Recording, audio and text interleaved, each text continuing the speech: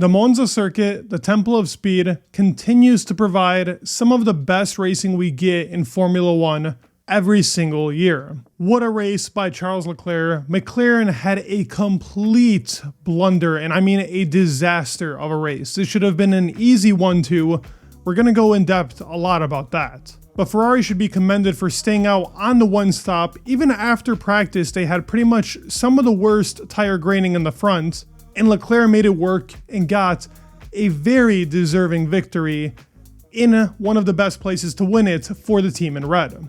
It's so beautiful seeing the Tifosi celebrate like this and getting to see all the flags that even traveled to this race to party with the iconic Formula One fans, which is the Tifosi in Monza. Right before getting into this race review and talking about it all, wanted to thank you guys for the support on the channel. Outstanding as always. Love you guys all, and thank you for supporting the channel. If you're new here, please go ahead and subscribe. It does a lot for me and helps out the channel. But let's get started with this very interesting Monza GP. To start off the Temple of Speed, we had 53 laps around this beauty of a track. And the strategy looked like it was going to be a one-stop, but we figured out early on, even in the practice sessions, that with the new tarmac, we were expecting for drivers to maybe go for a two-stop depending on the race situation. Pretty much every driver was starting on the mediums, with the exception of the Red Bulls that went with a hard strategy. You had a couple of other outliers like Magnussen and Stroll who also started on hards. Lights go out in Monza, and Lando actually gets a great launch off the line on a track that I thought he would not be able to hold P1. He holds it going into the first corner, defends off Oscar, and George pretty much ruins his race in lap 1. And now we get into the overtake / incident that pretty much screwed up the rest of the race for McLaren.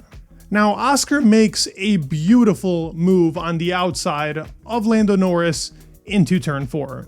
And while this move was great, you have to account for a few things. First of all, Oscar is not going to win the Drivers' Championship.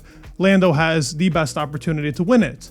Going for a move like this is completely unnecessary and could have cost McLaren a lot more than just Lando. It could have cost them both the race. Lando definitely gave him more than enough room to actually go for the move and succeed in it, which then compromised his exit going to turn 5, and then Leclerc benefited off of Oscar Piastri's move. Looking at this move and even seeing it in lap 1 was complete selfishness, if you ask me.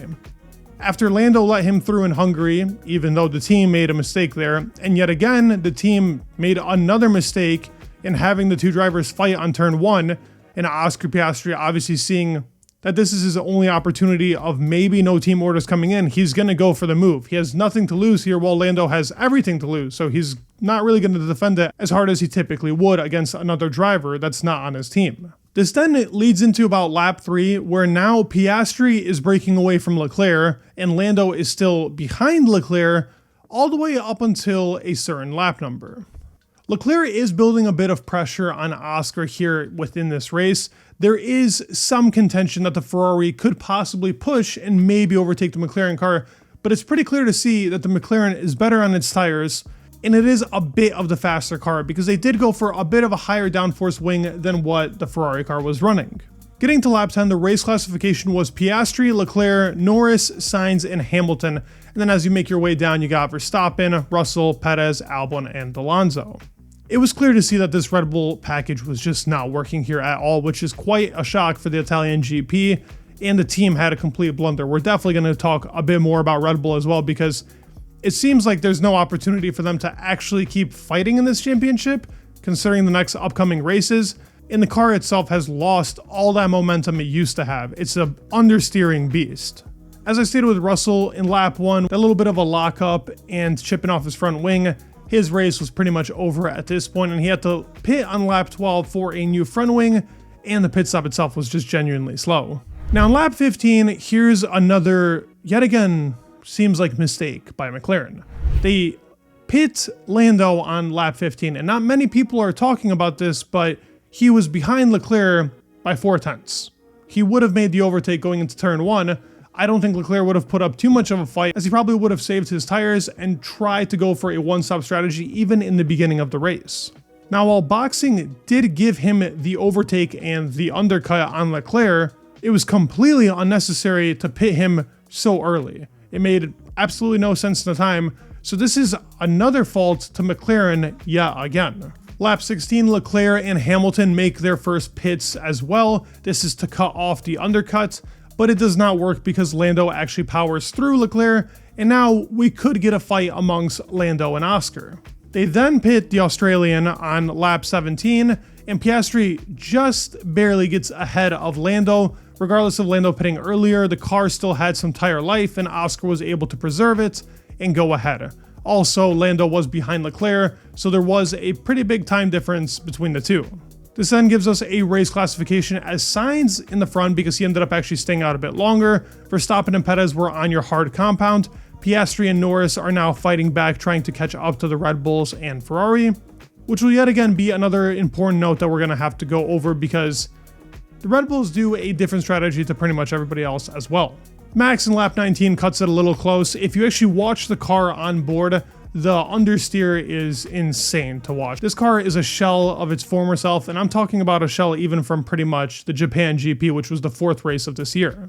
Every input Max is putting in has to be overextended because the car is just not replying to what he is trying on the steering to actually make the car turn. It's not complying with his response at all. On 23, Verstappen finally bails from the lead and goes for yet again another hard. So they are going now for a locked-in 2-stop strategy because he can't just run on a hard.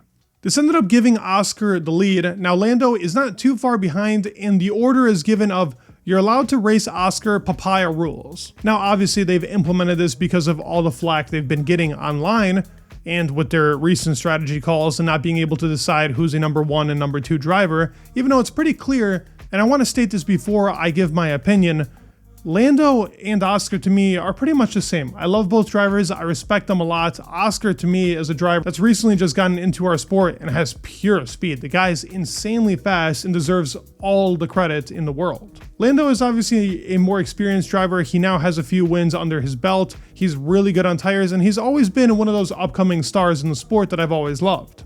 So I'm not picking a side here, but I'm just stating the obvious. When this rule was given, it was about a 2.5 second gap amongst Piastri and Norris, but they were pretty much trading off lap times, and Piastri was pushing really hard for Lando not to catch up. On lap 32, Lando does make a mistake and loses about 2 seconds when he was going into turn 4, locked it up, and then had to go on the escape route, which ended up losing him 2 seconds overall. Then Leclerc got very close to Lando, and Lando stated somewhere around this lap that his tires were pretty much dying out and that he should pit because the front left was getting very badly grained up. On lap 33, Norris finally opts for a pit stop, making his final stop, which in hindsight now looking at it was not the correct call by the McLaren squad. This also did put him behind Max, and Red Bull did state to Max, you know what, if Lando's already here, we might as well defend and hold him back for a few seconds, which is what Max ended up actually doing.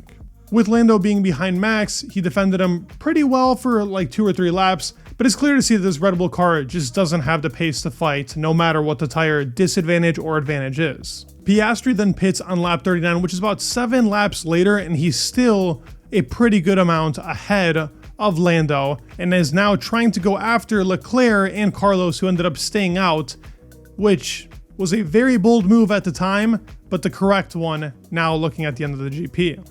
Norris finally overtakes, after 7 laps, Max Verstappen on lap 40, and now it's about Lando and Oscar pretty much putting in qualifying laps to see if they can catch up to the 2 Ferrari drivers. Maximum attack between the two, and as you can see in this picture, the Ferrari car was losing grip very quickly. It was clear to see that the new tire was giving them about a second to a second and a half in pace, but if Leclerc was able to keep this up, he would win the GP by the end. On lap 45, Piastri gets into second, which would be his finishing position. Lap 48 is where Lando finally ends up passing Sainz himself, but the real talk of these last couple laps is what Leclerc was able to do with these tires and how he was able to get victory. Conserving tires that were pretty much dead and still putting in lap times that were competitive enough to keep him ahead was an insane feat, and I think the respect that Leclerc should get for this race, and in general what he's been doing in the second half of the season, I'm not even just talking about from Zandvoort onwards, the guy's been outstanding. Leclerc didn't have the greatest middle part of the year, but lately he's showing why he's championship caliber with minimal mistakes, super fast pace, and Ferrari is making a leap up. Baku and Singapore are about to be amazing GPs for the team. I fully expect them to be fighting with McLaren there. A beautiful victory for the Ferrari car and for the Ferrari team. It's very nice to see them win after a pretty bad struggle of races, which definitely had the team down, especially even in Zandvoort when they saw that McLaren was pretty much uncatchable. Beautiful to see. Carlos Sainz should also be commended for a little bit of a defending effort on Oscar Piastri and holding him back. This actually probably did help out in the long run, and it was his birthday, so we should give out Carlos Sainz a shout out considering it's his last GP here in Monza. Very sad to see. Love that driver, and I wish he would have stayed with Ferrari longer. But you can't pass up a deal on Lewis Hamilton, the most decorated driver in our sport. And while this was all fun, the other talking point that I have to make is that McLaren, at the end of the GP, even though Oscar didn't catch Leclerc and didn't have a chance of catching Leclerc, was still 3 seconds off by the end, did not switch their drivers for the Drivers' Championship so that Lando could get another 3 points. So this now puts Verstappen at 303 and Norris at 241, which is still a 62-point difference. He pretty much gained about 8 points in this GP, starting P1 while Max started P7, which is horrendous considering what the starting grid was and what was expected of the team. This was, simply to put it, a complete disaster class for McLaren. It should have been a very obvious and easy 1-2. They had the quickest car. No matter the strategy, they would have won the race, even if they went for the 2-stop. If they were leading and they had the clean air between the two drivers, this would have been a McLaren victory in a 1-2. The actual constructors is super close now. Ferrari is also about 40 points behind. McLaren is about 7 to 10 points behind as well on Red Bull. It's going to be close, but we all care about the Drivers' Championship so much more. Other interesting things to note by the end of this GP, Magnussen will miss the Baku GP if the penalty points are enforced, because now he has 12, which is a race ban. So we could see Ali Behrman for Baku, which is his specialty track, to be honest, in F2. So I'd like to see what he can do here in a Haas car that's been pretty quick down the straights. Yet again, what a joy by Leclerc, and what a selfish act, if you ask me, from Oscar Piastri, who was given the victory in Hungary. And part of the reason why he was given that victory, Will Joseph, Lando Norris's engineer, even said at the time, "You will need Oscar if you want to win this championship." Well, it looks like Oscar is not complying, and it seems like Lando's kind of on his own here, because Andrea Stella is also another big part of this. He needs to be enforcing when the team should be trading places. This should have been obvious, and a very big blunder by McLaren, if I might add. I'd love to hear your thoughts down in the comments below. I think it's pretty obvious to see, whether you're an Oscar Piastri fan or not. Think about it in this way. If your driver was in the championship, what would you have liked Lando to do in this situation? Think about it that way, so it's very fair. I'd love to hear your thoughts down in the comments below. Please leave a like and subscribe. It would mean the world, and peace.